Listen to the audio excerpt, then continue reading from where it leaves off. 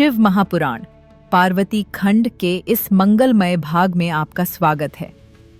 पिछले भाग पार्ट 25 में भगवान शिव ने माता पार्वती की भक्ति को स्वीकार कर लिया था, लेकिन गृहस्थ धर्म का पालन करते हुए शिव जी ने सीधा विवाह करने के बजाय विधि विधान से प्रस्ताव भेजने का निर्णय लिया। आज के भाग पार्ट 26 में हम देखेंगे भगवान शिव का रिश्ता लेकर कौन गया।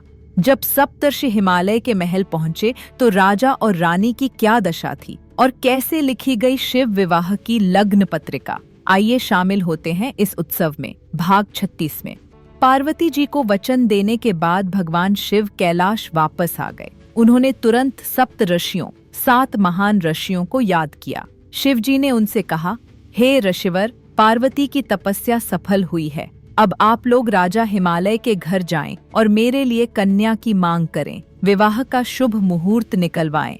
अतिशय की भगवान की आज्ञा पाकर सप्तर्षि अत्यंत प्रसन्न हुए। वे तुरंत आकाश मार्ग से हिमालय की नगरी औषधिप्रस्थ की ओर चल दिए। उधर माता पार्वती अपनी तपस्या पूरी करके महल वापस आ गई थीं।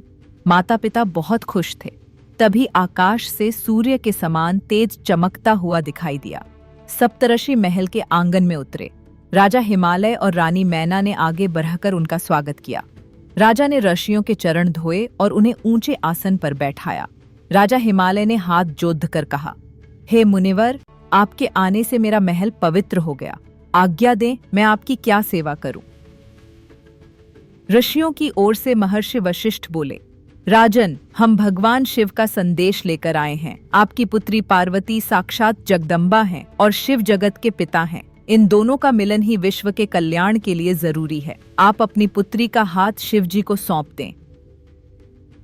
यह प्रस्ताव सुनकर राजा हिमालय की खुशी का ठिकाना न रहा। वे तो यही चाहते थे। उन्होंने रानी मैना की ओर देखा। रानी मैना भी मन ही मन प्रसन्न थीं, क्योंकि उनकी बेटी की जिद पूरी हो गई थी।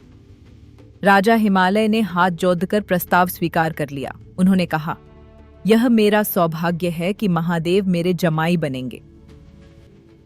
इसके बाद शुभ मुहूर्त देखा गया। विवाह की लग्न पत्रिका लिखी गई। सप्तऋषियों ने वह पत्रिका शिव जी को देने के लिए ले ली।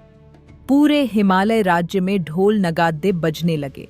हर घर में दीप जलाए गए, मिठाइयां बांटी गईं।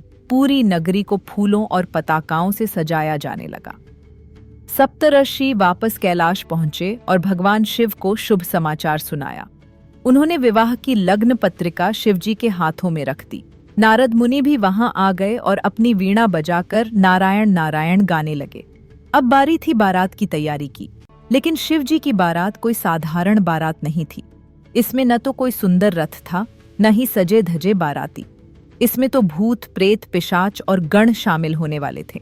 जब यह विचित्र बारात हिमालय की नगरी पहुंचेगी तो क्या होगा? क्या रानी मैना इस डरावनी बारात को देखकर स्वागत करेंगी या बेहोश हो जाएंगी? यह हम देखेंगे शिव महापुराण कथा भाग 27 में।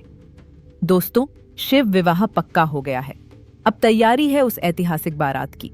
अगले भाग में देखिए शिव जी की अनोखी बारात। अगर आप भी इस विवाह के साक्षी बनना चाहते हैं तो लाइक करें और कमेंट में हर हर महादेव लिखें। चैनल को सब्सक्राइब जरूर करें। ओम नमः शिवाय।